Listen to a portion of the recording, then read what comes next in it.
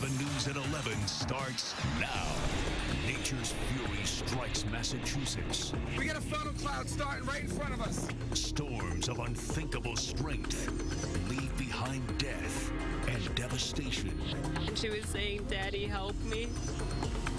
And then she was like, "Mom's not talking." Buildings standing for decades, leveled in seconds. Went right through the parking lot, lifted these cars up like they were Matchbox cars. But from the rubble, stories of survival and signs of hope. We lost a lot, but we're all here. And that's more important than material things. The night team is on the ground in the hardest hit areas after this tornado tragedy. Live in West Springfield tonight, where we are learning the heartbreaking story of a mother who died protecting her daughter. And in Munson, where lives and homes have literally been turned upside down. The tornadoes are long gone, but the cleanup is just beginning. It could take years for some communities to recover. The latest tonight, the death toll from yesterday's storm stands at 4. More than 200 others were hurt. 1,000 National Guard troops from here in the Bay State have been activated. Governor Patrick toured the damage today from the air and on the ground. And the National Weather Service has confirmed that at least 3 tornadoes touched down, but that number won't be final until they've finished their investigation. The night team has the stories of survival and incredible images of destruction and hope. We begin our coverage of the tornado tragedy with Susan Tran in West Springfield. She has the story of a mother's sacrifice. The destruction here in West Springfield was deadly. It was indiscriminate, and it was overwhelming. Cuts on her leg. Live in West Springfield, Susan Tran, 7 News Night Team. And we are learning more about one of the other victims from this tornado tragedy. Sergei Livchin was the oldest of 9 children. His van was crushed by a falling tree on Main Street in West Springfield last night. The 23-year-old was just a short distance from home. Further east in the town of Munson, this is a disaster zone tonight. This video shows the amazing power of the tornado. A home was just flipped upside down. Victoria Warren is in Munson with more on the aftermath. You know, that home was flipped upside down, and there was somebody inside of that home at the time. Live in Munson, Victoria Warren, 7 News Night Team. Caught in the path of a killer tornado. It's chaos on camera. A mother talking about those panicked moments as a tornado took aim at her home. Jonathan Hall's in West Springfield with that mother's story. The devastation is everywhere. This powerful storm leveling these homes on Springfield. Jonathan Hall, 7 News Night Team. So as we've seen, many people kept their cameras rolling as tornadoes tore through western and central Massachusetts yesterday. Oh my God! Oh my God! It's coming straight for us! Oh my God! Oh! You can hear their fear escalate as the tornado closed in on this Springfield home. The funnel cloud touched down just outside, but skirted around the house. We got a funnel cloud starting right in front of us. Oh, this is dangerous, dude. We gotta get out of here. And this video was shot just off the Mass Pike at the entrance to I-84. No doubt some scary moments for them. Was once the garage. The garage is now gone. And a man in Brimfield in shock seconds after the tornado struck. Linda Urgus is in Munson tonight. She has his amazing survival story. This man tells me that he... Reporting in Munson tonight, Linda Urgus, 7 News Night Team. You know, from the air, you can clearly see the deadly path of these tornadoes. And we saw images like this right here, the sun shining in on this man as he goes through what looks to be a closet looking for his belongings. We also saw this mobile home. The tornado picked this up. You can see it is now skewered on that tree. That's what that is right there. Just part of the devastation that stretches for tens of miles. From a life blown apart. Taking a similar aerial tour, Senator John Kerry said he has never seen this much destruction here in the Bay State. Communities are coming together tonight in one of the hardest hit towns. People gathered at a church heavily damaged. Byron Barnett has more on how people in Munson are coping. Well, some absolutely incredible stories of survival here in Munson. Now, we talked to the man who lives here. As you can see, he obviously has lost his home, but he too was nearly sucked up by that tornado. So I'm Byron Barnett, 7 News 19. You know, we have much more on these tornadoes on our website. To see more tornado videos and viewer pictures, all you have to do is go to WHDH.com. And if you would like to help the victims of these tornadoes, contact the Red Cross. That number right there, 1-800-RED-CROSS. That's 1-800-733-2767. More news tonight. An MBTA worker trapped and in trouble. We had to reload them, make some adjustments, and haul them up again. Crews race against time. It's a red line rescue. Tonight, the T is taking steps to make sure what happened at this red line station doesn't happen again. Matt Lorch is in Boston with more. Francis, 2 feet by 2 feet. This right here is the size of the opening that worker fell through, dropping down the inside of that concrete column right over there, severely injuring both legs. And getting him back through an opening this small became the big challenge.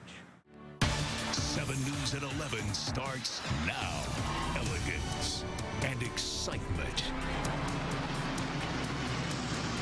A bride's radiant smile. A proud prince. Age-old tradition.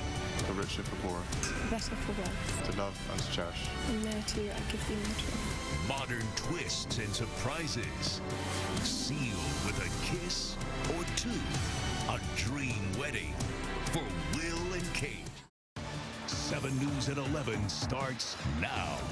Irene unleashes its fury, and New England gets hit hard. Catastrophic flooding, destructive wind, surging seas. The South Coast taken by storm. People from town to town in a power struggle. Many dealing with the damage. Others facing flood frustration. The dramatic rescues, the devastating damage, the unbelievable images. The night team live in the hardest hit areas with big story coverage of Irene's impact. Irene has really left its mark. More than 600,000 people are without power across the state, including here in Newton, where crews are working to get the lights back on. Along the south coast, the seas are still rough tonight, and you can see the waves coming ashore in Westport. And a dire situation in Vermont tonight, a state dealing with catastrophic flooding as we look live in Brattleboro. And a car carried away in a raging river not far from that scene in Brattleboro. Irene's sheer power on display today. And trees didn't stand a chance against Irene's force and fury. We saw images like this one all across the Commonwealth today. And dangerous debris, even this entire building, was picked up and started floating away at a beach in New York. Tonight, the aftermath of Irene is still causing a whole lot of trouble. With power out to so many, crews are working right now. Debris is scattered, and some towns are still at risk for flooding. We have a team of reporters, as you can see, covering the latest on Irene, the damage, and the track from Western Massachusetts, Vermont, the Boston area, and the Cape. But first, a developing story. Jonathan Hall is in Newton, where crews are racing to get the power back on. They're working very hard. Imagine it, more than 500,000 people out of power. And reporting live in Newton, Jonathan Hall, 7 News 19. And another developing story tonight. The downpours from Irene have caused rivers to rage. Just look at the scene in Vermont tonight. The water's flowing with unbelievable force. The night team is live in one of the hardest hit towns, Brattleboro. Ryan Schulteis has the latest for us. Yeah, you know, Krista, southern Vermont here really hammered by Irene. They got more than 5 inches of rain here, shot earlier today. This is downtown Brattleboro, which was turned into a raging river. Amazing pictures of Irene dumping tons of rain in a hurry, flooding the entire downtown area, making a huge mess. Now, this was the scene in Bennington, Vermont. A car getting caught up in this fast-moving river. It was in the owner's backyard, too close to the river when it was swept away. It ended up going at least 3 miles. That is the latest in Brattleboro, Vermont. Ryan Schulteis, 7 News 19. It was a sure thing. People along the south coast would deal with the storm surge, and Irene delivered. Dan Housley is in Westport tonight with more from there. Things getting a lot better. I've been taking a wind check. The last one will give you 10 miles an hour, maybe 15 gusting skies. But the damage from Irene is already done. We're live in Westport. Dan Housley, 7 News 19. Let's go to Falmouth now. More rough stuff there today. Choppy waters tossing boats and docks like toys today. Irene roaring ashore, slamming onto the Cape with strong winds and heavy rain. 7's Victoria Block is in Falmouth with the latest on the conditions right now. Krista, it's been a tough day here, but the winds are starting to calm down considerably. For now, reporting live from Falmouth on Victoria Block, 7 News 19. The storm surge, one of Irene's many factors being felt, especially along Buzzards Bay. Susan Tran is in Marion tonight. For folks here in Marion, in Onset, in Wareham, their grave concern was the astronomical high tide, the trees that were toppled by the wind. Live in Marion, Susan Trant, 7 News 19. The MBTA says it will be back on track by tomorrow morning. Service will remain suspended, however, through the night, so crews can continue to clear tracks and bus routes of downed trees and power lines. The one problem spot we know about right now is the Green D line. The T says it may not be back up and running come tomorrow. Let's go to Logan Airport. Anticipating major delays tomorrow. Most flights were canceled today. And with airports closed in New York and New Jersey, there's a lot of backup here in Boston. So travelers are urged to check with their carriers before heading out to the airport. Speaking of getting a check, let's get a check on where Irene is right now. Here's Chief Meteorologist Pete Bouchard. Post-tropical, Matt. It's just north of Berlin, New Hampshire, just behind our banner here. Bye-bye, Irene. Winds are dying. Sun's back out tomorrow. We have a nice stretch of quiet weather ahead to clean up. See you in a minute. Well, relentless rain forcing people out of their homes in western Massachusetts. In fact, one town that saw the brunt of Irene's rainfall was Westfield. Scenes like this prompted evacuations. People just shocked to see entire streets underwater today. 7's Tim Caputo is in Westfield tonight. With some good news to report as well. We're live in Westfield. Tim Caputo, 7 News 19. You know, compared to much of the East Coast, some say Irene went easy on us. The Mid-Atlantic was hit hard. This storm doing billions of dollars in damage, and the death toll is rising. Irene now being blamed for killing at least 19 people. Still, with 65 million people threatened, many feel like the East Coast dodged a bullet. Parts of New York City are now knee-deep. And our coverage of Irene's impact is just getting started. Coming up next, we will take you to Martha's Vineyard, where people were doing battle with the strong winds there today. Plus, how the storm has some boat owners in troubled waters tonight. And live tonight in Westport, where things appear to be much calmer than just a few hours ago. And Pete is back in a few minutes with an improving forecast. Destructive winds, massive flooding, a dangerous storm gaining strength, casting a cloud of uncertainty over New England. I have new information on the track and the trouble Irene could bring to your town. People on the Cape aren't taking any chances. What you need to do as the storm gets closer. The night team has big story coverage, and that's not all. A little girl attacked by a coyote, putting a community on edge. It's video you'll see on just one station. 7 News at 11 starts now. New England watching and waiting.